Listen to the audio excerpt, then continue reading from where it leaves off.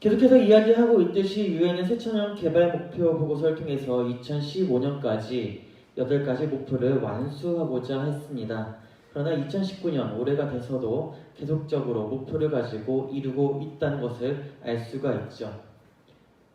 현재는 8가지 목표에서 좀 더 세분화시켜가지고 17가지로 나누어서 지속적인 사업을 하고 있습니다. 그러나 그 기반은 이 앞에 있는 8가지의 내용을 세분화시킨 것 뿐입니다. 넓은 관점에서 보면 전 세계가 하나가 된 만큼 서로가 협력하여 상생의 사회를 꿈꾸며 도약할 수 있는 기반을 마련해야 되고, 전 세계는 상생의 사회로 나아갈 수 있도록 각 국가에서 할 수 있는 부분만큼은 서로 짐을 짊어질 수 있어야 합니다. 그리고 좁은 관점으로 볼 땐 개인이 할 수 있는 범위를 정해서 작은 움직임을 만들어야 합니다. 큰 일과 작은 일은 따로 있는 것이 아닙니다. 자신이 할 수 있는 만큼의 원동력을 만들어서 한다면 그 역시 큰 일이라고 할 수가 있죠. 앞서 8가지 목표 중 우리는 이미 그 전에 2가지 목표를 히브리서를 통해서 바라보면서 가난에 대해서 정의를 했습니다. 물론 앞으로도 남은 8가지 주제, 오늘까지 하게 되면 남은 주제 5가지가 남아있는데, 남은 5가지 주제를 계속 히브리서를 통해서 바라보게 될 텐데, 그 기본의 공통은 가난이 무엇이냐라는 것입니다. 가난이란 무엇입니까? 가난은 미래의 꿈을 꾸지 못하고 죽어가는 것입니다. 우리 모두는 꿈을 꾸죠. 그 꿈을 이루는 사람, 이루고자 한 발자국 움직이는 사람은 부유합니다. 하지만 국가적인 가난으로 인해서 꿈을 꾸고 있어도, 꿈이 있어도 무언가 이루고 싶어도 이루지 못하는 것은 가난의 삶을 살아가고 있는 것과 다름이 없습니다. 가난한 국가들의 공통점은 무엇일까요? 우리가 이미 앞서서 계속해서 이야기를 나누고 있고 보고 있죠. 많은 아이들이 영양실조로 죽어가고 있습니다. 이념적 갈등으로 내전이 일어나서 가족들이 흩어집니다. 국가의 문제로 터전을 잃어서 이곳저곳 떠도는 난민들도 발생합니다. 그리고 교육의 환경을 제공받지 못해 어린아이들로부터 인권을 보장받지 못하는 현상까지 나타나고 있습니다. 가난이 지속되는 이유는 여러 가지가 있지만 그 중 하나가 바로 보편적 초등교육의 부재라고 저는 봅니다. 각 시기에 받아야 될 교육이 있습니다. 유아기 때는 유아기에 맞는 교육, 유치 때는 유치원 때에 맞는 교육, 초등 때는 초등학교에 맞는 것, 그 중등 시절, 고등 시절, 대학 시절, 각 시기에 때마다 받아야 될 교육들이 있습니다. 각 시기의 교육이 올바르게 이루어지지 않으면 좁게는 가정에서부터 넓게는 시민사회까지의 삶의 방향과 가치는 실타래처럼 엉켜질 수밖에 없죠. 그렇게 되면 당연하게도 미래의 꿈을 꾸지 못하게 되는 것입니다. 아무리 먼 미래에 내가 이것을 하고 싶다 마음속에 품고 있지만 그 시기에 맞는 교육을 받지 못하면, 그것을 습득하거나 체득하지 못하면 그 어떤 것도 이루기가 어렵다는 것이죠. 보편적 초등교육의 부재가 길어질수록 사회에 문제가 생기는 것은 남녀 간의 성평등에 관한 문제라고 할 수 있습니다. 특히 여아들이 남아들보다 냉대를 받습니다. 대부분 문명화된 사회에서 남녀의 경쟁심을 부추겨 부모의 양육과 사회적 문화가 만들어낸 고정관념이죠. 남자는 이것을 해야 돼, 여자는 이것을 해야 돼. 그래서 어딜 가나 남아가 좀 더 우월한 것처럼 이야기를 합니다. 혹시 여러분들 가운데에 이러한 대우를 받았던 적은 있지 않습니까? 과거 어른들은 이런 이야기를 많이 하죠. 남자가 왜 부엌에 들어가? 남자가 왜 집안일을 해? 남자가 왜? 여자가 하는 일을 왜 대신해? 그러면 안 되는 거야. 그 반대로 여자들도 마찬가지로 남자가 해야 할 뭐 공업, 무엇을 바꾼다던가 하면 그건 남자가 하는 것이지 왜 여자가 해? 그런데 그거 아십니까? 직업에는 귀천이 없다는 것이요. 요즘에는 병원에 가면 남자 간호사들도 있습니다. 대학병원에 가면 남자만 전담을 맡는 간호사가 있다고 합니다. 꼭 간호사가 여성의 성별을 가진 여자만 해야 되는 직업일까요? 그건 아니죠. 반대로 공장에서 일을 하는 사람이 꼭 남자일 필요가 있을까요? 어떤 사람은 공업적 지식이 뛰어나서 공장에서 일을 할 수가 있습니다. 기계적인 지식이 뛰어나서 일을 할 수가 있습니다. 그것이 여자일더라도요. 남자가 의료적인 지식이 해박해서 의식적인 지식이 해박해서 간호사를 할 수도 있습니다. 보육교사를 할 수도 있고 유치원 교사를 할 수도 있습니다. 1974년 스탠포드 대학의 맥코비와 제클린 교수는 남녀를 비교하는 1,500개 이상의 연구 논문들을 분석해서 결과를 발표합니다. 실제 사실에 기초한 성차이는 거의 없다라고 이 두 교수는 논문의 결과를 발표하죠. 이에 대해서 발달 심리학자들도 물론 이 두 교수의 내용을 그들의 주장하는 바에 일부는 동의하지만 완전한 동의는 아니라고 했습니다. 2016년에 출판한 부모 공부라는 책에서 이렇게 이야기를 합니다. 남아와 여아를 구별하기 전 반드시 유념해야 하는 것은 성 차이가 있는 것은 사실이지만 그 차이는 매우 사소하고 모두 같은 인간이라는 점을 유념해야 된다. 그리고 성 역할은 문화와 양육에 훨씬 큰 영향을 받는다는 점을 알고 양육자의 고정관념을 깨서 아이들의 무한한 가능성을 제한해서는 안 된다라고 이야기를 했습니다. 그렇습니다. 우리는 스스로 우리의 무한한 가능성을 배제시키고 있는 것은 아닌지 돌아볼 필요가 있습니다. 여러분들 가운데서도 나 스스로가 이것을 할 수가 있는데 하면 안 돼 라고 스스로 배제시키고 있는 것은 있지 않습니까? 아니면 스스로가 불평등을 무의식적으로 조장하고 있는지도 모릅니다. 아마 사회의 흐름이 모두의 생각의 방향을 전환시키고 있는 걸 수도 있죠. 그렇다면 오늘 사회에 여성의 존재는 어떠한 존재일까요? 그렇다면 여러분들은 여성에 대해서 어떻게 생각하고 계십니까? 혹시 과거의 관습에 따라 아직도 여성보다 남성 우월주의에 큰 무게를 싣고 있는 것은 아니십니까?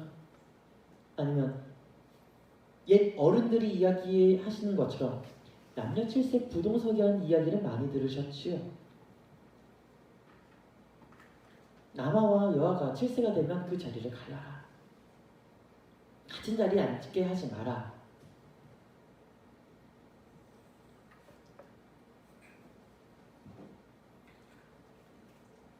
직업에서도 이것은 해야 되고 이것은 하면 안 된다. 이것이 우리 사회에 아직도 밑바닥 저변에 깔려있는 관습들입니다. 그래서 유엔은 이러한 세부 목표를 세우고 지금도 움직이고 있습니다. 2005년까지 초등 및 중등교육에서 성에 따른 불균형을 없애고 15년까지 모든 수준의 교육에서 성평등을 이루겠다. 이미 유엔 새천년 밀레니엄 보고서는 90년대 후반에 발표한 보고서입니다. 그렇기 때문에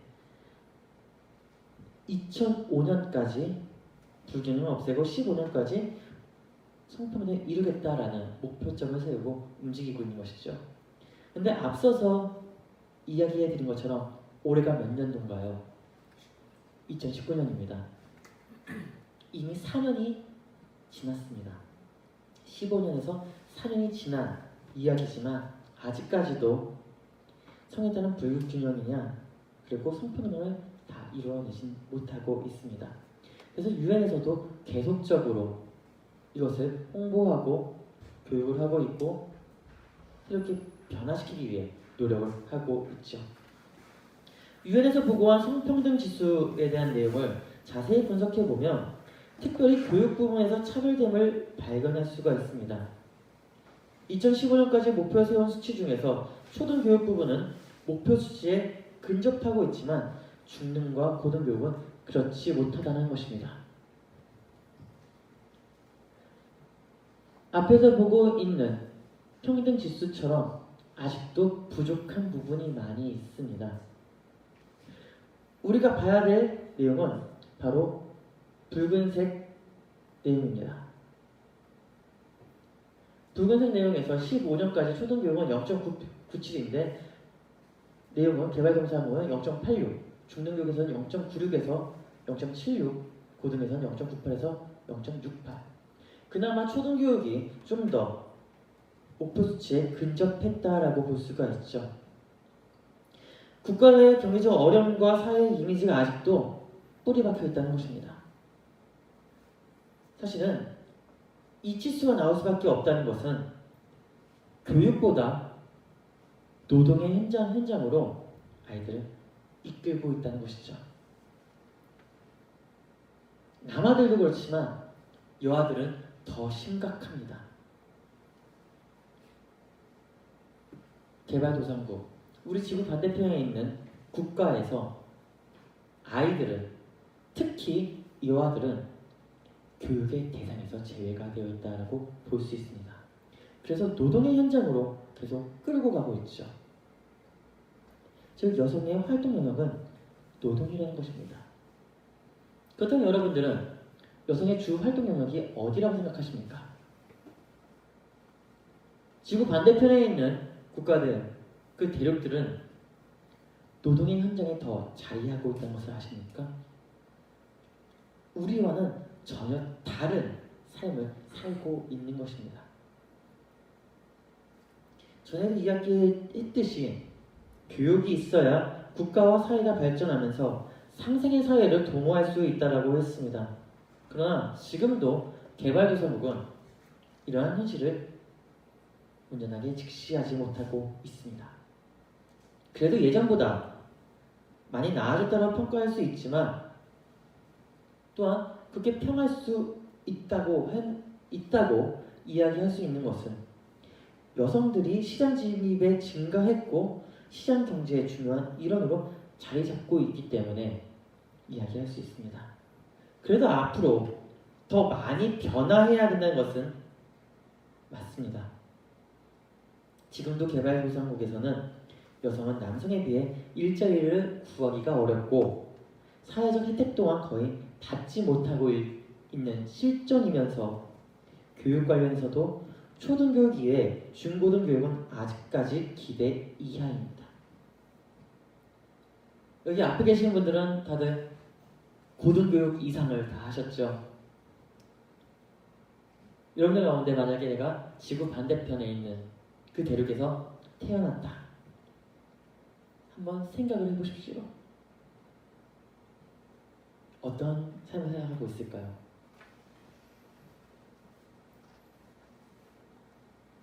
전 세계는 하나다. 인류는 하나다. 너와 나는 틀린 것이 아니고 다른 것이다. 삶의 모양이 다르다. 그러나 같은 사람이기 때문에 그 사람의 대우는 받아야 된다. 하지만 같은 대우를 받아야 될 우리가 이미 차별하고 있는 것은 아닌지요. 이러한 사회 속에서도 이들은 아직도 꿈을 꾸고 있습니다. 앞으로 더 좋은 시기가 자신과 가족들에게 올 것이라고 굳게 믿고 있습니다. 히브리서 6장 10절에서 12절에는 이렇게 이야기하죠. 함께 읽어볼까요? 시작! 하나님은 불의하지 아니하사 너희 행위와 그의 이름을 위하여 나타낸 사랑으로 이미 성도를 섬긴 것과 이제도 섬기고 있는 것을 잊어버리지 아니하시느니라.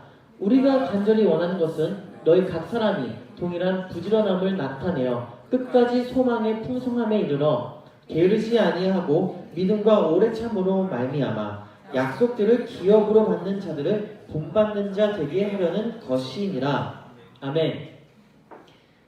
꿈을 꾸는 이들에게는 마침내 그 꿈을 이룰 수 있는 시기가 찾아옵니다.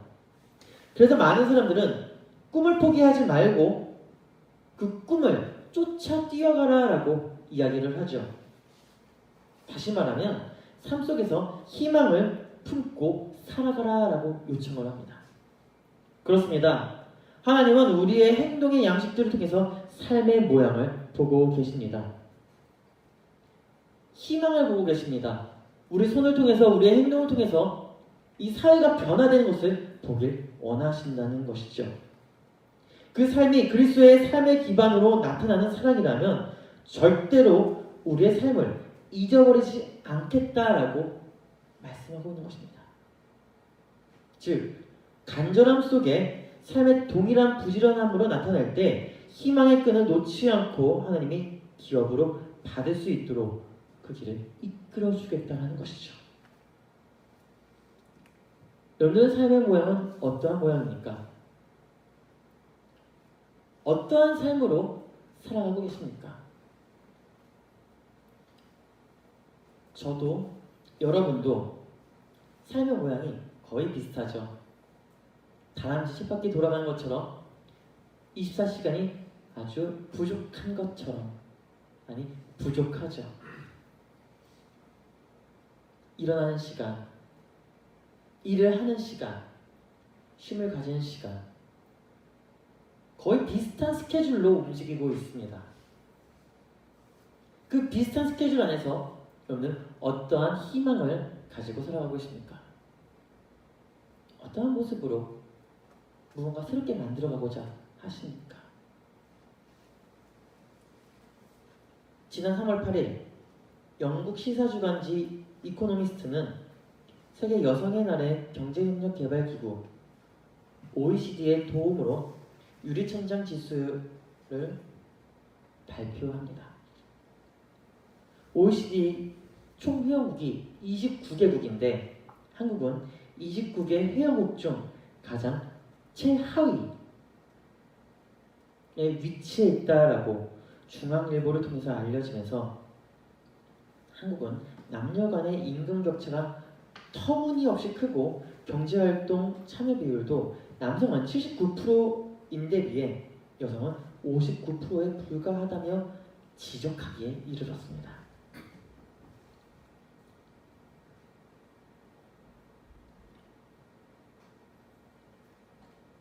무슨 내용을 이야기하는 걸까요? 우리가 흔히 이런 이야기를 많이 하죠.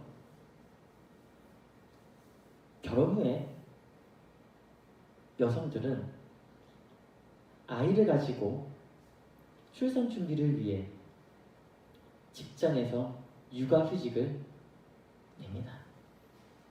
근데 대부분 직장에서 육아휴직을 한다 그러면 달가워하지 않습니다.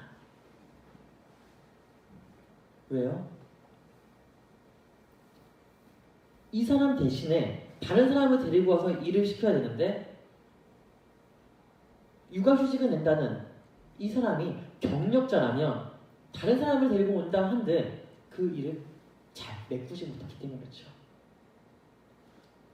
그래서 기업에서는, 몇몇 회사에서는 육아휴직계를 내면 오히려 퇴직하라고까지도 권유를 합니다.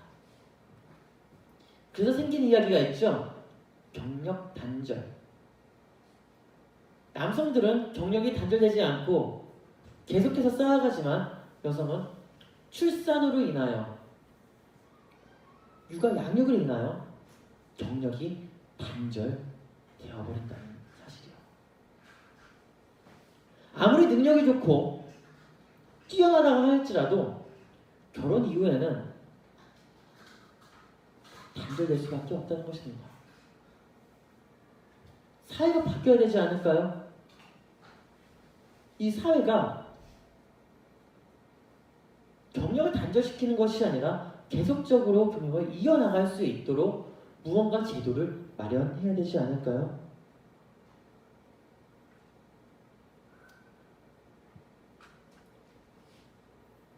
한국 사회의 교육 수준은 선진국과 다른 바 없지만 사회활동 영역 범위에서는 여성 능력 고양에 대해 과거보다 좀 많이 나아졌다라고 하더라도 너무 큰 차이를 두고 있습니다. 개발도상국과 같은 그러한 처우는 아니더라도 아직도 여성들의 일자리는 남성과 달리 형평성에 많이 어긋나 있죠. 이를 유리천장이라고 이야기를 합니다. 이 유리천장 다들 아시죠? 충분한 능력을 갖춘 사람이 직장 내 성차별이나 인종차별 등의 이유로 고위직을 맡지 못하는 상황을 아주 비유적으로 이르는 경제학 용어입니다. 다시 말하면 차별입니다. 유리천장이 두꺼우면 두꺼울수록 직급이 올라가지 않는다는 것입니다. 차별받는다는 것입니다. 능력 좋은 건 알겠어요. 그러나 여성이잖아요. 잘하는 건 알겠어요. 근데 곧 있으면 결혼하고 취직해 내실 거 아니에요? 그러면 저희 회사는 어떻게 될까요?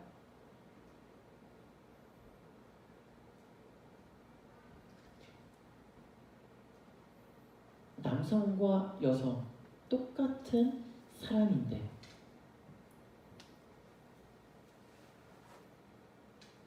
차별할 이유가 없는데 직급에서부터 일자리에서부터 차별적 대우가 자신도 모르게 우리 사회도 모르게 무의식적으로 담겨져 있다는 것입니다. 오늘의 사회는 차별이 너무 심각합니다. 매우 심각합니다. 특히 자신의 능력이 충분히 있음에도 불구하고 매번 실패로 인해서 잠재 가능성도 사라지게 만드는 무서운 병이 바로 유리천장병입니다. 국가 경제가 날로 좋아지지 않고 있기 때문에 직장을 다니는 사람들 또는 이직을 원하는 사람들, 특히 여성 구직자들은 더욱 어려움을 겪을 수밖에 없습니다. 아무리 좋은 경력을 가지고 있다고 하더라도 색 안경을 쓰고 바라보는 시선은 유리천장을 점점 두껍게 만들고 있습니다. 하지만 사람은 누구에게나 무한한 가능성이 존재합니다. 혹여 자신이 모르는 능력이 숨겨져 있을 수가 있습니다. 단지 환경이 그 능력을 막고 있을 뿐이죠. 어떤 이들은 그 능력을 어느 순간에 깨닫고 활용하고자 하지만 환경이 막혀서 못할 때도 있습니다.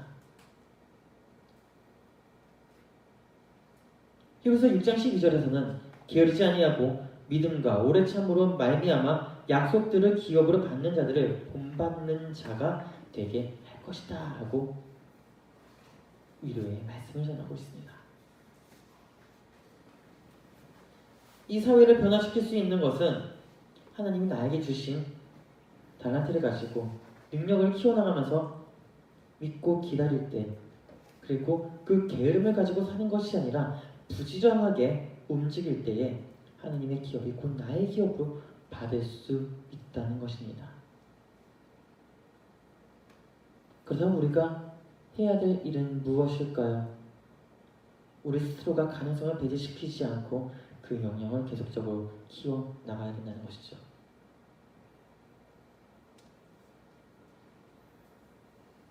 (2016년인가요? 15년인가요? 매년마다 베스트셀러 되는 책들이 있습니다. 근데 그 책들을 보면 대부분 자기 역량 개발서입니다. 자기 개발서가 불티나게 팔려나갑니다. 개발서가 팔려나간 이유는 뭘까요? 모두 다 역량은 출중합니다. 모두 다 그 안에 잠재되어 있는 역량들이 있습니다. 직장에서도 대우를 받습니다. 그럼에도 불구하고 자기계발서를 보는 것은, 자기계발서를 계속해서 탐닉하는 것은, 탐구하는 것은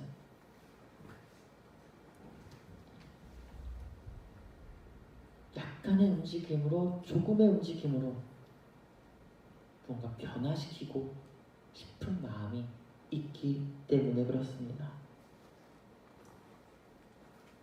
사회와 환경에 따라 고개를 숙이고 포기하는 것이 아니라 역량을 발휘할 수 있도록 부딪히고 생각의 전환이 이루어질 수 있도록 접근하고 융화의 과정을 거쳐야 지금보다 한 단계 더 성장할 수 있는 발판을 마련할 수 있다는 것이죠.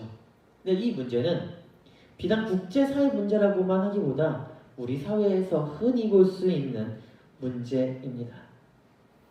앞으로 사회는 성으로, 젠더로 나눈 것이 아니라 융합의 사회로 이루어져야 합니다. 언제까지 구태의연한 방식으로 사회의 발전을 이루려고 할 것인지. 사회가 변화하는 발걸음에도 사람도 그 마음과 생각의 변화를 받아들이고 그 현상을 이용할 수 있는 역량이 있어야 됩니다. 사회가 변화할수록 변화하는 사회 속에 그리스도를 믿는 우리가 이 사회를 붙잡고 가야 된다는 것이죠. 신앙으로도 붙잡고 가야 되고 바뀐 사회 속에서 변화하면 안 되는 그러한 중심, 본질을 붙잡고 가야 된다는 것이죠. 그러나 바꿔야 될 것은 확실하게 바꿔야 된다는 것입니다. 그래서 히브리서 6장 14절과 15절에서 이렇게 이야기합니다. 내가 반드시 너에게 복주고 복주며 너를 번성하게 하고 번성하게 하리라 하셨더니 그가 이같이 오래 참아 약속을 받았느니라. 마지막 한 가지 이야기만 하고 마치려고 합니다. 우리는 포스트 모던의 시대를 살아가고 있습니다.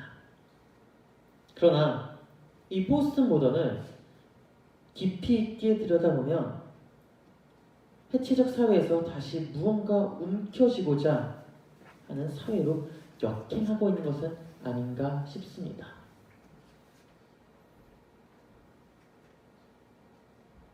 각자 개인주의의 발판이 마련되어 있는 이 포스트 모던에서도 누군가 강한 권력을 붙잡고 강한 무언가를 붙잡고 과거의 그 사회로 역행을 시키고자 하는 것은 아닌가 싶습니다. 왜냐하면 특히 가정과 사회 그리고 한 공동체의 의사결정에서 보면 여성의 목소리보다도 남성의 역할과 남성의 목소리가 더 크게 울리기 때문이죠. 사회적 역할을 나눌 수 있다고 해도 결과적으로는 함께 움직여야 톱니바퀴가 잘 맞물려서 굴러갑니다. 그렇다고 여성의 목소리를 약화시키게 되면 사회는 급격하게 혼란으로 빠져들어갈 수밖에 없습니다. 주위를 한번 둘러봅시다. 여성의 손이 없이 된 것은 없습니다. 상대적으로 남성들이 밖으로 드러나는 일이 많아서 그렇지 보이지 않는 곳에서 여성이 함께하지 않으면 남성이 하는 것은 분명 한계가 존재한다는 것입니다. 그런데 반대로 여성이 드러난 곳에서 남성이 보이지 않게 무언가 하지 않으면 이 역시 마찬가지입니다.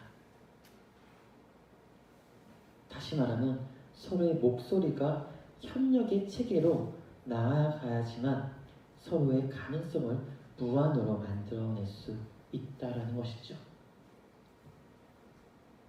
오늘날 사회에서 우리가 이런 이야기를 많이 합니다. 한계를 뛰어넘어야 된다. 이 한계를 뛰어넘는다. 혼자서 이룰 수는 없습니다. 함께 할 때 그 한계를 뛰어넘을 수가 있는 것이죠. 특히 가족, 부부, 한 공동체에서 남성만 있는 회사가 있지는 않죠. 또한 여성만 있는 회사가 있는 것은 또 아니죠. 한 가족에 남성만 있는 가족, 아무것도 없습니다. 남녀가 한 몸을 이룰 때에 같이 융합하고 한계를 넘어설 수 있다는 것이죠. 그것이 바로 교회 공동체입니다. 그것이 사회 공동체입니다. 그리고 우리가 앞으로 지향해야 할 사회 글로벌리스트이기도 합니다. 아직도 과거의 습관에 젖은 많은 이들은 여성의 목소리가 높아질수록 사회가 혼란으로 빠져들 수밖에 없다라고 하지만 가정과 사회 그리고 공동체에서 여성의 의사가 더 향상될 때에 안정의 무게감은 더욱 높아질 수 있다는 것을 알아야 합니다. 그리고 남성도 사회에서 역할을 취해야 하지만 여성의 가능성을 배제하면 이제는 사회 자체가 도태될 수밖에 없음을 역시 직시해야 합니다. 유엔은 이미 그것에 대해 우리에게 이야기하고 있습니다. 기업을 받을 수 있는 것은 남성의 역할이 우수하기 때문에 그러한 것이 아니라 여성의 역할이 가교가 되어 그 기업을 받을 수 있는 것이다. 여성의 목소리를 들을 수 있는 사회로 변모해야 우리 사회뿐만 아니라 국제사회도 발전해 나갈 수 있다는 것을 기억하기를 주의 이름으로 축복합니다. 우리가 서 있는 그 자리에서, 우리가 있는 그 직장의 자리에서 괜히 움츠러들지 말고 우리가 해야 하는 그 역할 분명하게 하면서 뭔가 새롭게 만들어 나가고 변화하는 사회를 함께 모두가 그 한계를 넘어서는 저희가 되기를 주의 이름으로 축복합니다. 기도하겠습니다.